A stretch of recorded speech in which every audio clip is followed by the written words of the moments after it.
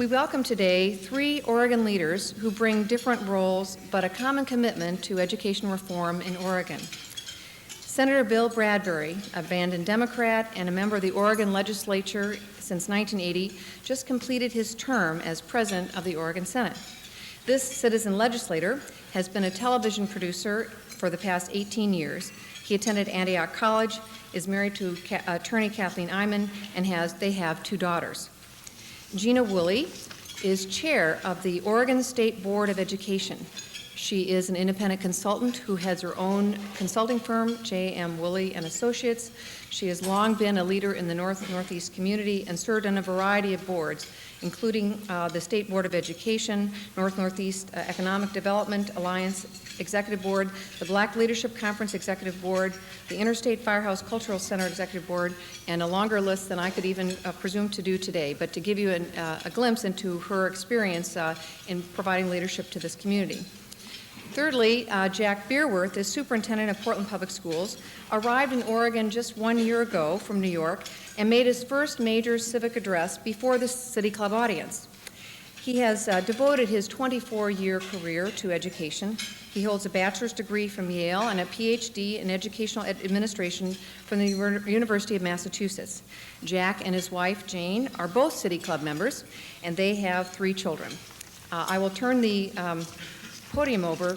Before our panel of speakers begin, I'd like to invite Donna Acord, who is the chair of the Education Standing Committee and one of those members leading this collaborative effort, to provide a series overview. Following her comments, we will begin with Senator Bradbury, then I will invite Jeana Woolley and Superintendent Bierwirth to the podium.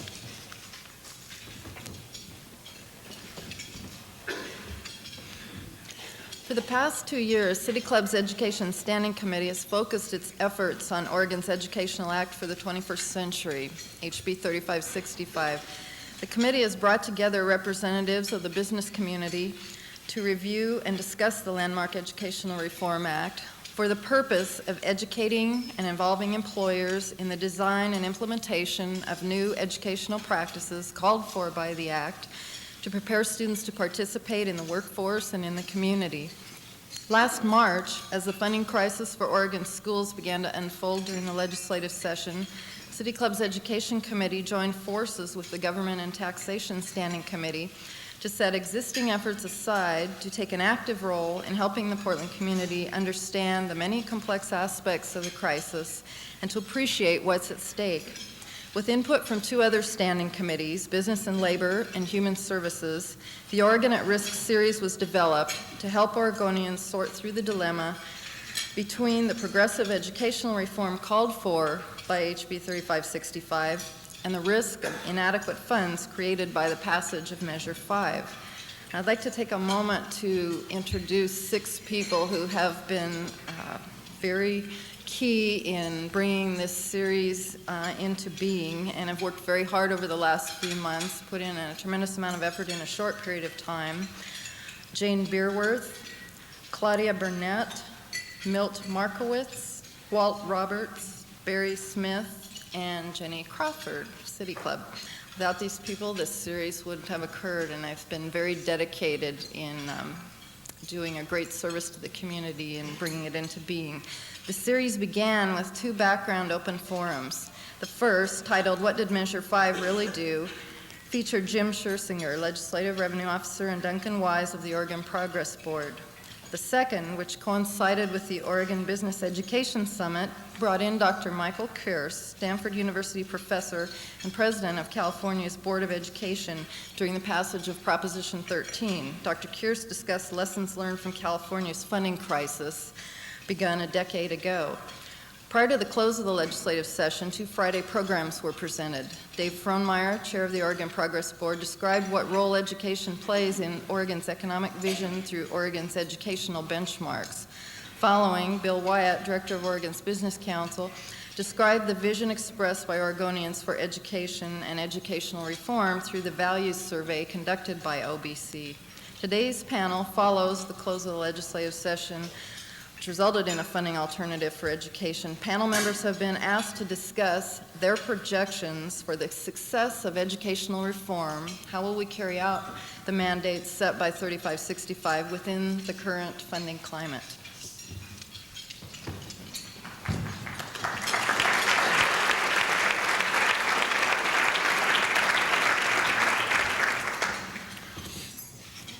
I have to tell you that it's a real genuine pleasure for me to be here with you to talk about these subjects this afternoon. As I looked over your bulletin announcing this program, I saw that it described me as fresh from the record-long session in Salem. Now, I have to tell you, after that session, I'm not sure fresh is the first word that comes to my mind. But I'd like to take a moment this afternoon to travel about 7 years into the future with me and imagine that this is the first City Club program of the 21st century, and your hardworking program chair has arranged a very timely taking stock program with the title something like Oregon 2000, where we are and how did we get here. Now, I can't tell you exactly what that speaker will say about Oregon in the year 2000, but I know that some of what he or she will say about the events that got us to that point. I know that they'll look at least back to the 1970s and talk about Tom McCall's initiation of a pioneering land use system that is now considered a model for the nation. I think that someone speaking in the year 2000 will probably talk about the visionary transportation planning that made Portland one of America's most livable cities with the development and extension of the light rail system. I also think that those of you attending that January 2000 luncheon will hear about Measure 5. When Measure 5 transferred the primary responsibility for funding schools from local school districts to state government, the ripples shook practically every aspect of our public life. The effects were so disruptive that our speaker of the future will explain that the people and the government of Oregon had to respond.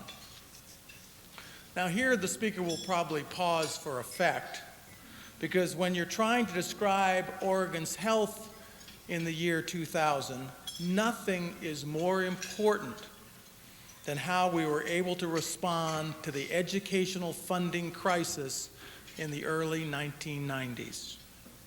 Everyone knows how high the stakes are. Surveys tell us that overwhelming numbers of Oregonians understand the crucial value of education. So do Oregon's leading business executives, as they demonstrated at their very memorable educational summit that they sponsored at the Convention Center earlier this spring. There, at that summit, the message was very, very plain. Oregon will have a quality future if and only if we commit to a quality public education system for our children. So the City Club audience in early January of the year 2000 will be all ears as the speaker describes how we all responded to Measure 5. And of course, our response to Measure 5 was, well, I really can't tell you what it is because it hasn't happened yet. We've seen the beginnings of a response in the most recently completed legislative session, when the Measure 5 rubber really hit the road in the form of staggering budget cuts for K through 12 education and other parts of state government. And the phase-in provisions of Measure 5 will oblige the next legislature to punch an even larger hole in the foundation that supports public schools. Now, I could quote you some staggering numbers of those budget cuts, but those numbers don't really tell the story. The real story of what Measure 5 means is unfolding all over Oregon in every school district and every local school district budget committee. And you see school districts all over the state losing their foreign language programs, their art programs, their music programs. You see school districts disbanding their sports programs, and you see them adding 3 or 7 or 10 more students into every classroom. So there was a story in the Oregonian this morning about the St. Paul Budget Committee and School Board. That's a primarily Hispanic community, and they have decided to eliminate the school lunch and the school breakfast program, so you'll have a whole group of students in St. Paul who spend their whole day in school very hungry, and it'll be real hard for those kids to learn. But I have to be very honest with you. Basic education in the state of Oregon is going to continue, even if we don't respond to Measure 5. Kids will still go to school. They'll still learn some version of the 3 R's. But quality education, the kind that can meet the needs of diverse children and prepare them for the intensely competitive world that awaits them, it's that kind of education that will lose without a response to Measure 5. Now, what we realized in Salem is that we can't afford that loss. There was a fair bit of political maneuvering and a good deal of personal agonizing and a lot of teeth gnashing, but when it was over, a majority of both chambers agreed that we had a collective obligation to offer voters an opportunity to stand up for quality education in Oregon schools. On November 9th, you and I will have that opportunity. We'll actually be voting on an amendment to the Oregon Constitution, which is summarized on the front side of your handout that was distributed to everyone this afternoon, and it's under the heading of HJR 10. You'll see that the amendment to the Constitution would dedicate all sales tax revenues to public education. It would limit any sales tax to a maximum of 5% in the Constitution, only changed by a vote of the people, and the sales tax would be applied to goods only, with a specific list of essential items exempted. It also eliminates the portion of property taxes that owner-occupied homes pay for school services, which would lower the overall property tax rate on those homes from $15 a thousand, which is the Measure 5 limit, to $10 a thousand, which would be the new limit established by this constitutional amendment. The amendment also limits the growth in state spending, and it dedicates half of the lottery funds to education and to children's needs, young children's needs, and it calls for another election in 1988 to decide whether the tax should be continued or not. Now, if voters approve the amendment, they will also activate 2 statutes, which are summarized on the backside of that handout, House Bill 2500 and House Bill 2443, I think. They establish a sales tax credit for lower income households, and they provide an earned income tax credit for working families with children and incomes below $24,000. So it tries to make the sales tax a more progressive instrument of taxation by the state. Now, what resources would the package provide for schools? Let's take your district here in Portland as an example. In 1992-93, which is the fiscal year that just ended in June, Portland spent $5,003 per student. This coming year, with the cuts that we've just made in the last session of the legislature, Portland will spend about $4,600 per student, which is $400 less per student for every student in the Portland School District. Now, the following year, which starts in September of '94, Portland schools are slated to get even less, $4,593 per student, unless this proposal passes, in which case the amount goes back up to $5,000 per student in the '94-'95 school year. And that speaks to the proposal's first aim, which is to stabilize school funding. Get that school funding stabilized, don't make it go up and down and all over the place. There are really two other objectives that are really equally important in this proposal. One is to fulfill our obligation to distribute funds equitably around the state of Oregon, not just here in Portland, and the other is to start delivering on the promise of educational reform. Now, I'd like to talk briefly about both equitable distribution and educational reform. Equitable distribution, or equity as we call it in shorthand, is an obligation that comes along with Measure 5. Now that the state is the primary funder of schools, all of Oregon's public school students, whether they live in Burns or Grants Pass or Coquille or Portland, have a legal entitlement to essentially the same amount of public dollars for their education. Now, there are all kinds of ways to reach equity.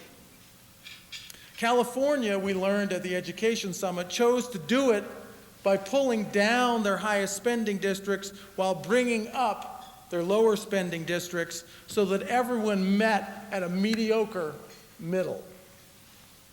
Now, we could do that too if we wanted to put a bullet in Oregon's head in terms of being able to develop a workforce with any hope of competing in the 21st century. Or we can take the opportunity that this tax proposal offers to bring all of the schools up towards the top of the scale rather than squeezing them to a middle range that simply won't prepare our kids to compete. Our last objective dealt with educational reform, and that's a very key part of this package. It's about making sure that the education we provide has the quality to give Oregon graduates the tools that they need. With this tax package, we can begin implementing Oregon's nationally noted Educational Reform Act, which is a very bold package of reforms designed to give Oregon the best school system in America and to produce the highest quality workforce in the world by the year 2010. This commitment is the centerpiece of this tax reform proposal. Now, let me be real clear here. People who are skeptical of a new sales tax are not necessarily opponents of public education. Some care as much about schools as you and I do and are ready to support a quality effort. They are ready to support a quality effort. But some Oregonians see new taxes as an exercise in throwing money down a bottomless well. First, they want to know what they and their children will get in return. And they're not looking for abstractions like opportunity or enrichment. They want outcomes that can be tracked, measured, and understood. I really don't believe that we will get enhanced support from Oregon's taxpayers. I don't even think we deserve it unless we can seriously address their demand for positive results. That's exactly what educational reform does. And that's exactly what this tax proposal makes possible. With the establishment in the proposal of a special educational trust fund and a new dedication of half the lottery proceeds to education. I want to see those resources go to help local schools that are really excited about what's possible in this new educational environment. Schools that are brimming with ideas and practical projects that will make their graduates the best prepared in America and someday the best prepared in the world. With all of our belief in education's crucial importance, are we ready to make this stride towards a sound future? Will this tax measure pass? Our future speaker, the one that will be standing here in January in the year of 2000, knows more about that than I do. What I do know is that it's no exaggeration to say that Oregon's future is on the line. The future we all want calls on public and school officials to use every dollar wisely and creatively. And it calls on the rest of you to stay engaged, to stay active, and to continue to insist on nothing less than the best for our children and grandchildren from our public schools. Thank you very much, and I look forward to your questions after the panel is complete.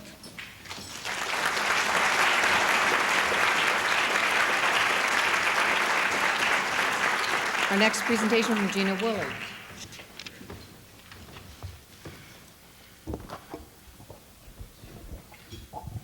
Thank you. I'm glad to be here before you today.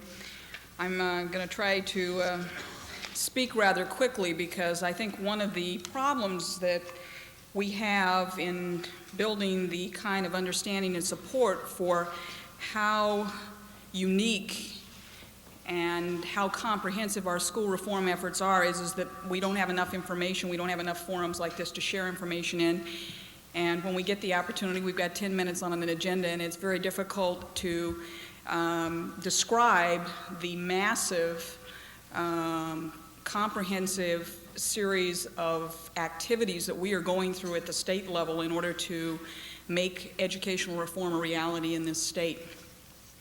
I think my job here as a member of this panel is to try to give you a sense for what's happening with educational reform in the state, where are we at, how does the funding crisis impact our ability to implement educational reform, and what other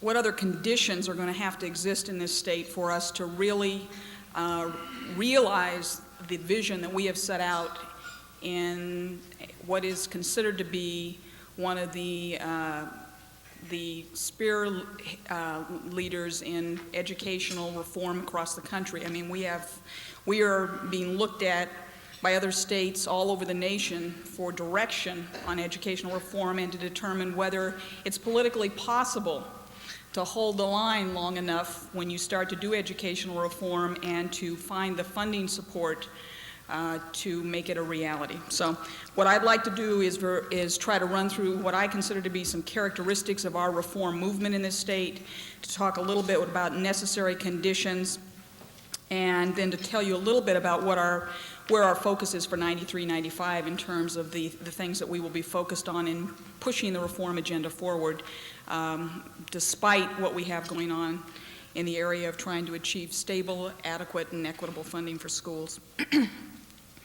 I think that one of the things that's unique about our reform agenda, and I'd like to acknowledge really an individual here in the audience, your Mayor Vera Katz, who you all know is one of the primary architects of our educational reform legislation, and was a long-standing champion for educational reform, the precedents essentially to the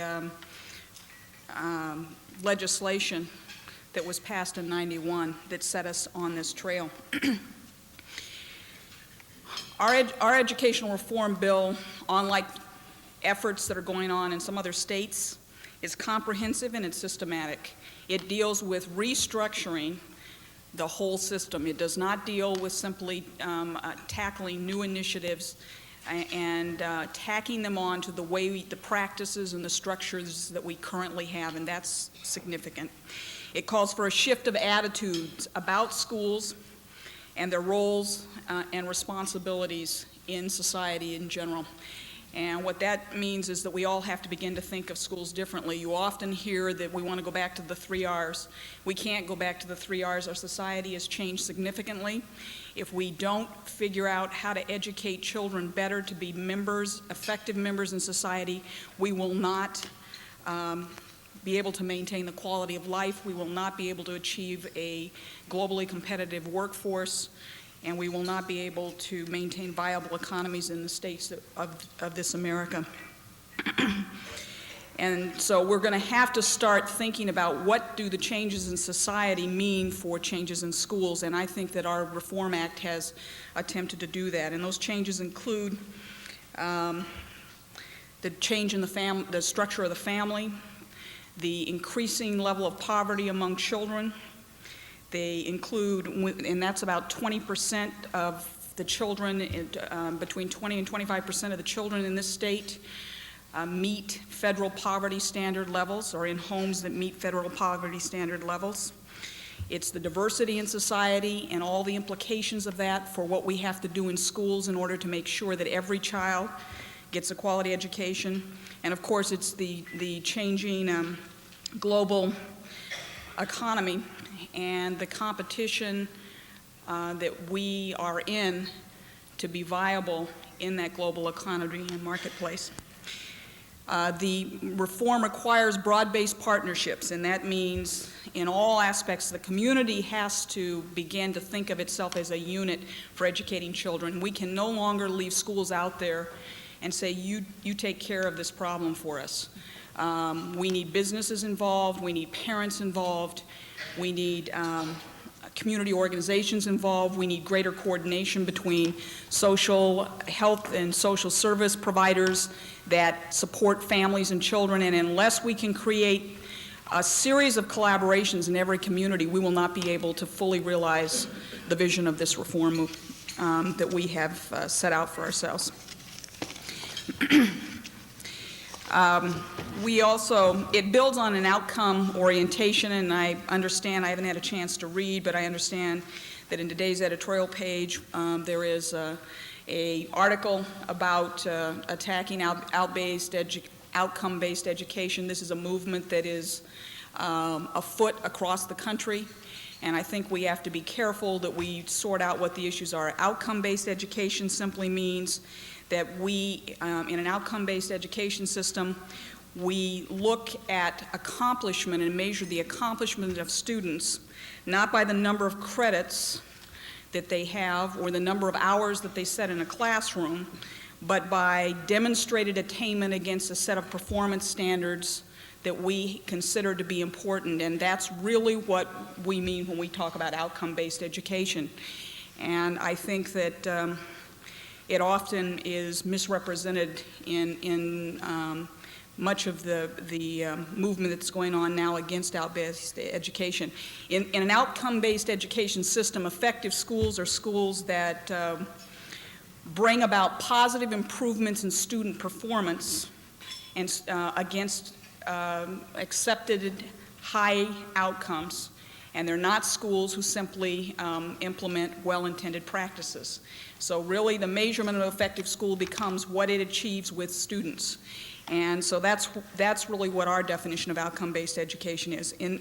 Another characteristic is that our reform legislation complements other statewide initiatives that we have.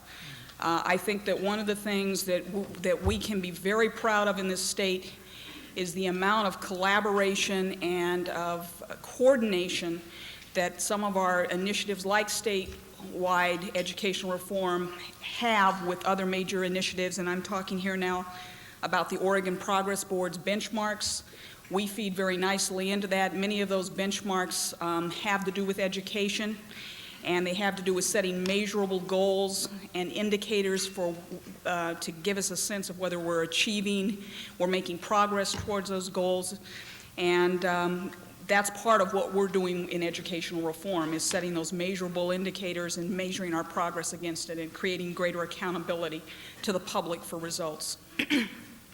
The other area, another major initiative in the state is the Workforce Quality Council, which was instituted in the '91 legislature and is responsible essentially for setting state policy to build a highly skilled workforce and for overseeing the implementation of key education and training programs to make that a reality.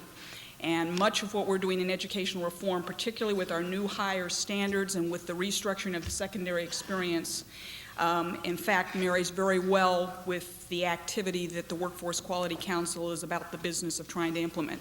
So we have coordinated, integrated initiatives here at the state level. The other thing that our reform, another characteristic of our reform that I think that we can be proud of is that it also dovetails nicely with movements, national reform movements. And I'm talking now about essentially things such as Clinton's intention or Clinton's stated intention to support educational reform as a means to improving the nation's workforce and its economy. And also the New Standards Project, which basically is intended at the national level to develop prototypes for a national student assessment process that would be tied to world-class standards. We are a very active participant in the New Standards Project at the national level. So what we are doing in this state is in fact helping to inform what those outcomes and those world-class standards ought to look like, and the activities we have going on will be very helpful to informing that kind of a process. There are a couple of essentially anchor points or assumptions that we make in terms of our educational reform. One is and I'd say we have emphasis areas, two major emphasis areas with a lot of initiatives. One of those emphasis areas is early childhood education. The belief in our educational reform is that you cannot do anything more, you cannot ultimately educate all children if you don't have a strong and a strong program of early childhood education in your state, and that it is not a priority for funding and for program implementation. Because if children are not ready to learn, and this matter that was mentioned to you by Bill of St. Paul is a perfect example.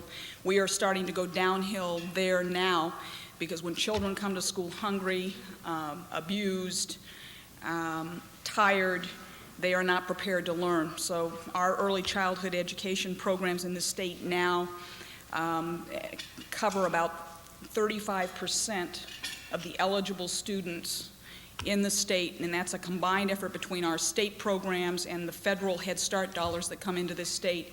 And one of the major initiatives in 3565 is that by the end of the decade, we will be essentially providing early childhood education to all eligible 3- and 4-year-olds in the state. That's a major financial hurdle. That is one of the initiatives in 3565 that will take new dollars. There is no question. To serve more children, it'll take us more money. It's costing us more money to service every child every year. And so we're losing ground in this area if we cannot begin to dedicate additional funding to that effort. The other major emphasis area is developing a system of professional technical training. In a report that many of you may be familiar with, that really was one of the underpinnings in much of the thinking of 3565, America's Choice, high skill or low wages, done by a national think tank commission. This nation was listed as having the worst professional technical education system of all the industrialized nations. And essentially what that means is that for kids who are not college bound, and that's about 75% of our students, we aren't providing alternatives as part of their educational program that will give them an opportunity to be productive and to pursue other educational alternatives. We also have an elitism, I believe, that in this country that you are only significant if you go to college. And essentially, that's part of the attitude shift that we need, that all of these alternatives, if we have quality programs, are of equal merit. Probably most of you, if you were to look at the economy and where job growth is, it is not in jobs that need 4-year degrees. It is in professional technical jobs that need advanced training beyond the high school level. But it can be done in certification programs, it can be done in 2-year programs, and interestingly enough, where you have strong professional technical components as part of your educational program, most of those students end up eventually going to college anyway, because they become motivated by the learning process and they want to advance their own viability and opportunities through furthering their education at some point in their educational career. So this is an area that we need to focus on, and certainly 3565 does. I want to talk to you just quickly about necessary conditions for implementation. We need a critical mass of support.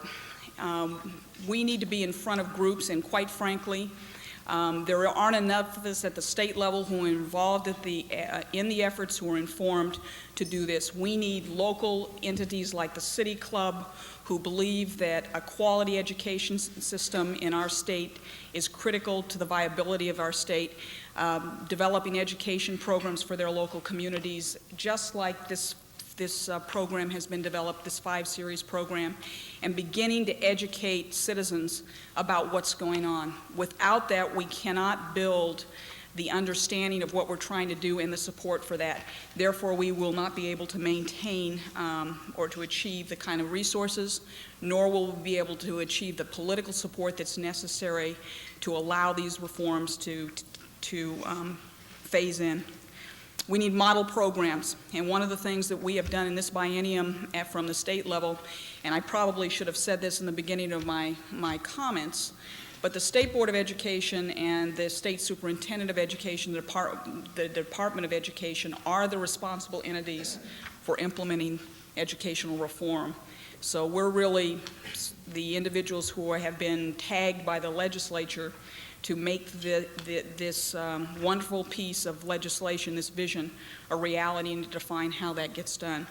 So our model programs, we have provided funds this past biennium, to do model pilot programs in early childhood development, in ungraded primaries, and in site-based management. We have a number of activities that relate to the reform legislation going on that are intended where school districts are already prepared to take on the challenge of trying to make some of these new practices and implementing new structures in their local school districts a reality. We're providing them with some funds to do that, which will ultimately inform our efforts of implementation. We need a complete reevaluation of teacher preparation, licensure, and in-service training. And one of the things that has happened in this past year is that the State Board of Education and the State Board of Higher Education, for the first time probably in history, are doing more than having an annual meeting where they sit and have coffee and donuts and talk to each other politely about what they think is going on in the educational arena. We now have a policy agenda dealing with a series of issues that cross the segments, the educational segments, and in fact have made that process a formal process where we meet on a regular basis during the year.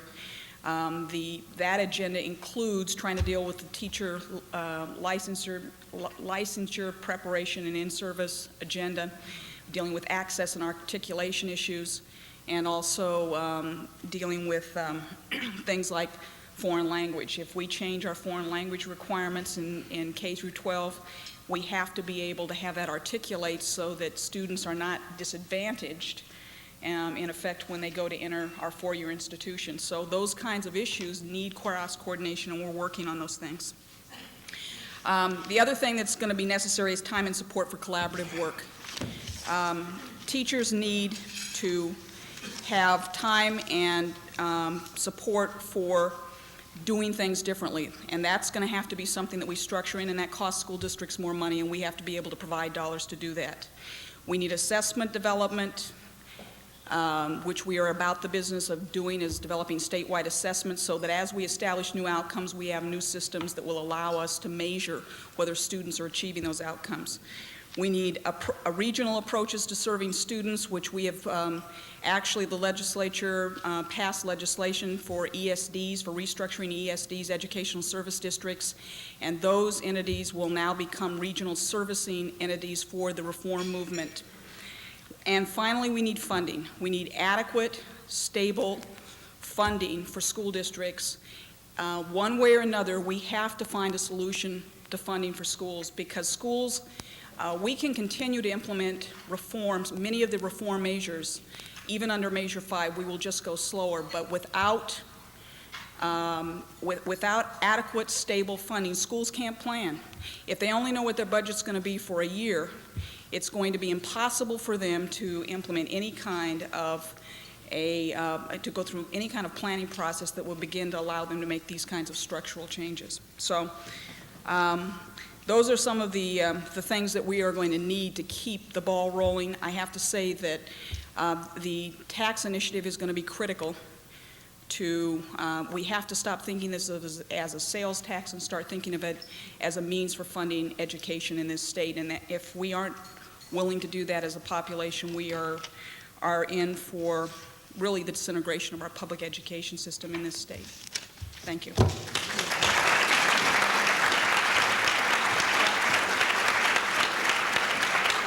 Jack Bierwirth.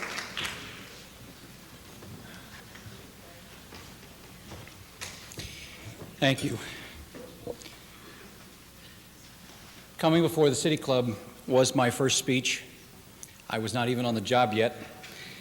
I thought people came to see me and meet me and find out what sort of person I was. I now realize that perhaps they were just coming to find out what kind of person was getting himself into this fix and whether he had any brains at all.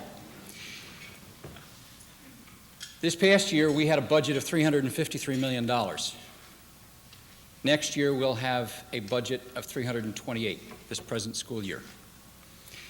Due to inflation and salary increases, in order to come in with a budget of $328 million, we had to cut $42 million. I will never forget standing up in front of the television cameras and explaining what at that point looked like a $51 million cut would do to our school district.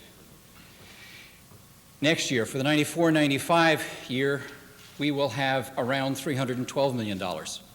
So that with no inflation, no provision for salary increases, we start off the year looking at a $15 million cut at least.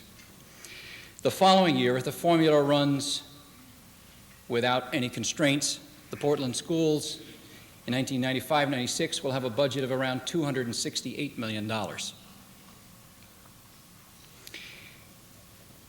I'm serious about educational reform.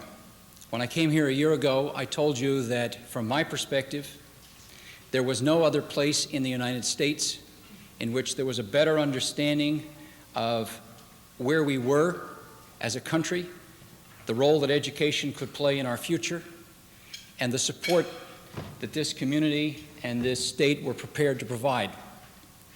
I have seen nothing in the past year that shakes that belief, despite our funding problems. We are still just as serious and just as in need, and we are still just as likely, more likely than any other part of the United States, to do what needs to be done. I'm going to talk to you about what we're going to do in Portland, but I know that I'm talking on behalf of a lot of school districts across the state. People here are equally serious no matter what their community. We're going to make it happen. We're not going to look at the fact that we're looking at budget cuts. We're going to fight for tax increase in November, and if we lose that, we'll come back again. But in the meantime, we're going to spend 99% of our energy making real what we know needs to be done for students. Let me talk about some of the elements of what we're going to do right now. A year ahead of time, we are implementing site councils in every single one of our school districts starting this September. The purpose for that is very simple. I believe that if you put together parents, principals, teachers, secretaries, custodians, building by building, and say, take a look at what you're doing, take a look at how well your students are doing, take a look at the results, take a look at what your math scores are, your reading scores, ask parents, get their input, get staff members' input, and do it building by building, and say, what can we do to make our education better for our kids? You are far more likely to come up with plans that people will believe in and will make happen, building by building across the district. We have decentralized our budget. We have given buildings far more flexibility in terms of staffing and spending.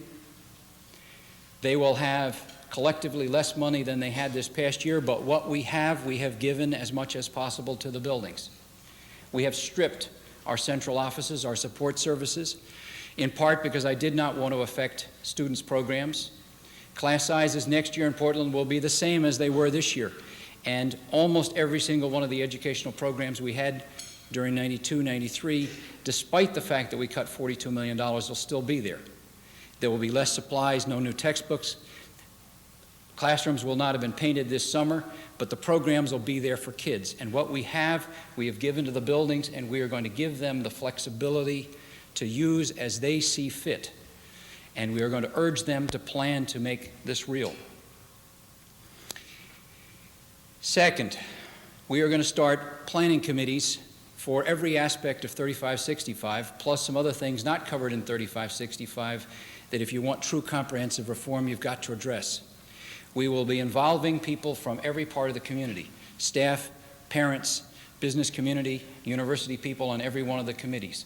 When those task forces report back, I want their ideas circulated widely throughout the community, forums held so that people can come in and discuss them, and then we will put those together in a master plan for the district as a whole. I would expect that process to take 12 to 24 months, but when it's through, we will come up with a master plan that this community has committed itself to in terms of making our schools better.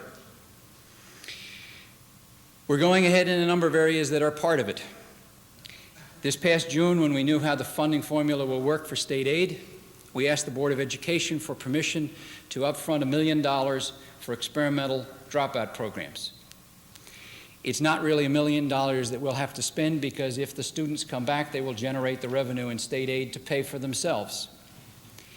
It is a form of educational entrepreneurialism which we have not pushed to the extreme as we have this time.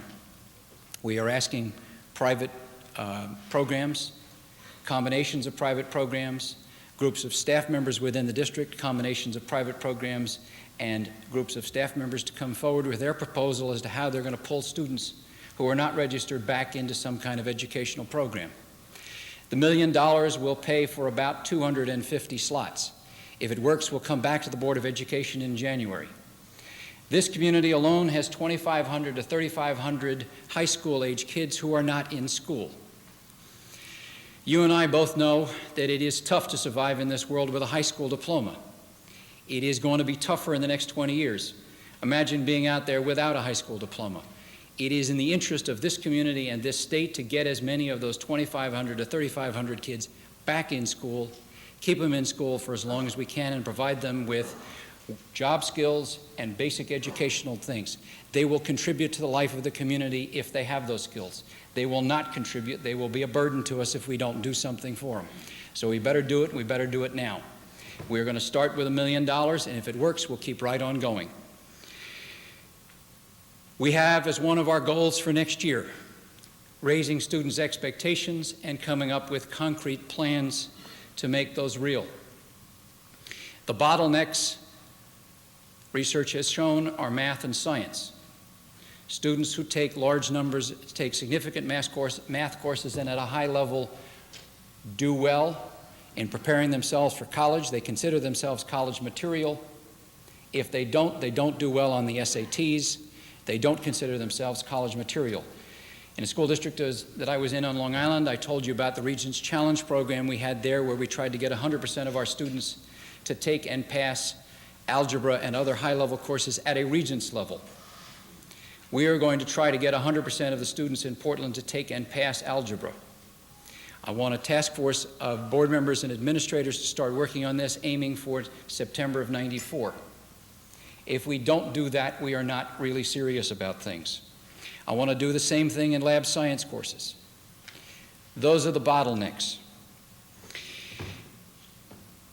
And additionally, we need to get serious about world and international standards. They're great phrases, but what do they mean? And do we, as parents, as educators, as community members, know whether our students are achieving them or not? If we're going to give buildings flexibility to try to achieve certain goals, then we better be clear about what those goals are. As superintendent of Portland, I cannot tell you how well a student who takes biology and passes it in one high school compares to a student who takes biology in another high school, much less how those students compare to high school students in Bend or Coos Bay. We need some very clear standards that say this is what we expect in terms of knowledge and performance out of a student who goes through a biology course in this state. I don't care how they learn it. One group of students may learn it spending their entire time out in the field. Another may learn it through computers, another may learn it another way. But what's important is that we have very clear, high standards that are tied to national and international expectations that we can say whether we're getting there or not, so that we can provide buildings and encourage buildings to take upon themselves the flexibility. But those standards need to be there. They are not there now. If we can give buildings and school districts flexibility, autonomy, goad them, provide them with adequate funding, and then have standards that we can hold people accountable to and measure performance against, then we're going to make real what the state said it was all about. Thank you very much.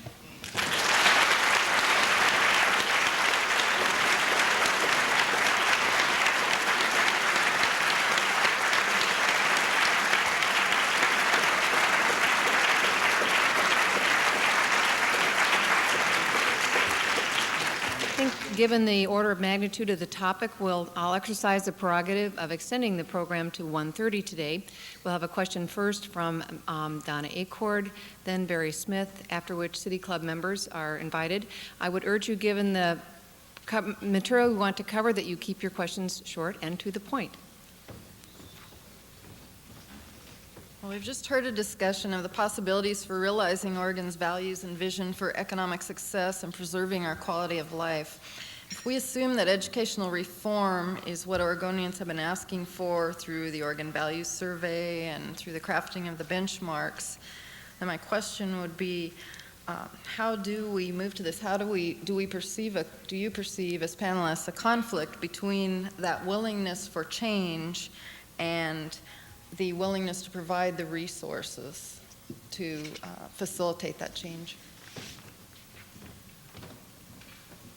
I guess my first answer would be that I think there's no way we're going to get a change and get the tax reform that we need if we don't clearly implement the kind of educational reform that Jack Bierwirth just talked about. It's very clear to me that the two are absolutely inextricably linked, and we've got to move forward. I think why I like to hear Jack talk so much is because he always says he's committed to educational reform regardless of what happens funding-wise. It'll look different depending on what the funding is, but there's a commitment there. And I think we all have to basically say there's a commitment to make the changes that need to be made in the educational system, and guess what? We can have a really wonderful educational system if we're willing to fund it. And that's really the choice we have here. I guess that I would echo Bill's comments. One of the things that I try to do when I'm talking is suggest that we can move forward, we must move forward with educational reform.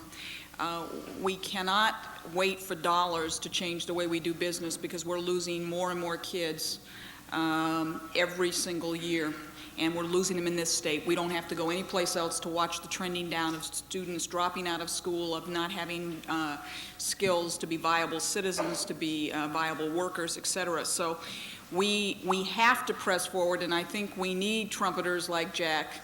And we have a number of school districts around the state who are taking the very same posture because they understand that the problem that we have is that we've got to better educate all children if we want to maintain a certain quality of life. And the issue becomes how quickly we are able to push that agenda forward. But part of it, as you may recall, that I mentioned, is a change in attitude.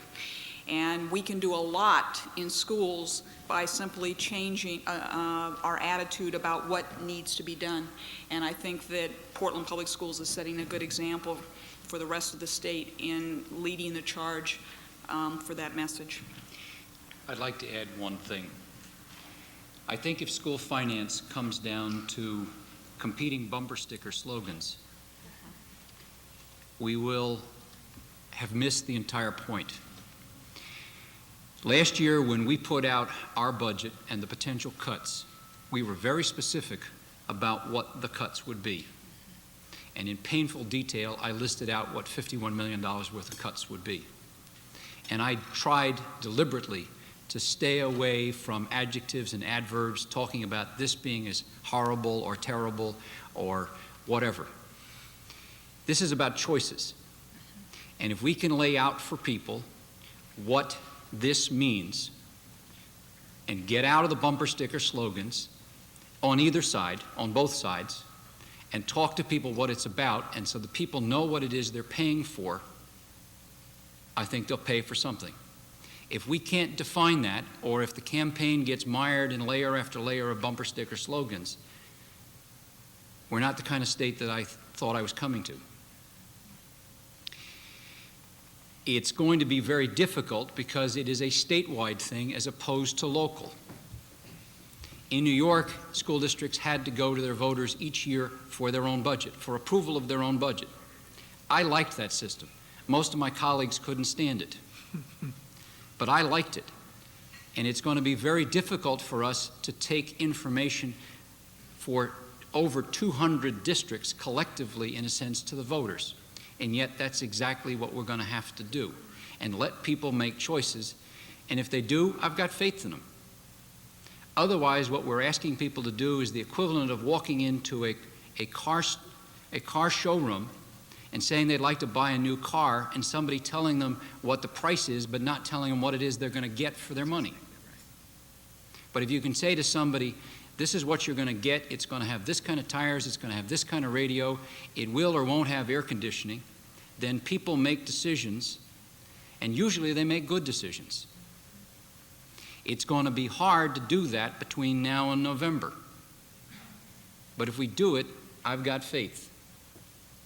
Well, Superintendent Bierwirth, that leads right into my question. That was a great setup. We learned at one of the open forums that the California experience in the shift from local funding to state control of funding for education is that the state legislature has taken on more and more responsibility in micromanaging educational policy. So I guess the first question goes to Senator Bradbury. Is the Oregon legislature prepared to take on this kind of expanded role? You know, you're going to have things like, should condoms be distributed in schools, becoming a state issue? And for Superintendent Bierwirth, what will this mean?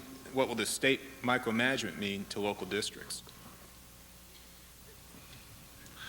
I think one of the things that the voters in Oregon don't fully understand about ballot measure 5 is that essentially their primary source of local control, which was their control over the local school budget, has evaporated.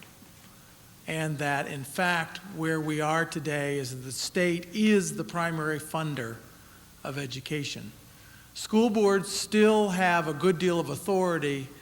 I think it'll be very interesting to watch over time what the legislature does as they put increasing dollars out to fund education, how much control they start to assert. Some people would argue that we already assert way too much control, and this is in a situation where basically local school boards are still making the decisions. So you can sort of project that there clearly will be increasing interests in being sure from a legislative standpoint, when I spend $1, I get $1 worth of value. So there will be increasing interests in how is the money spent. We started to get into that last session with the Futures Committee, looking at just trying to get an understanding of how local school districts spend their money, because it's really done on an individual basis and there's no statewide tracking of it really. So I think that issues like statewide collective bargaining start to rise to the surface when you start having a statewide funding system. Issues like statewide, increased statewide curriculum control, those kinds of things rise to the surface more and more as you move in the direction of a state-funded system. I think statewide or school district-wide goals and objectives, like the benchmarks, are just fine. The problem is when people either at a school district level or at a statewide level don't focus their time and attention on things like the benchmarks, but on little teeny things like how something is to get taught or whether something should get taught at all. As a superintendent, I think that's terrible for individual schools, and if it goes to the state legislature and every 2 years for 90 days they're going to start deciding on how social studies is going to get taught and what's going to get taught on what days, I'm leaving. Right on, so Could am I. I add a quick comment to that?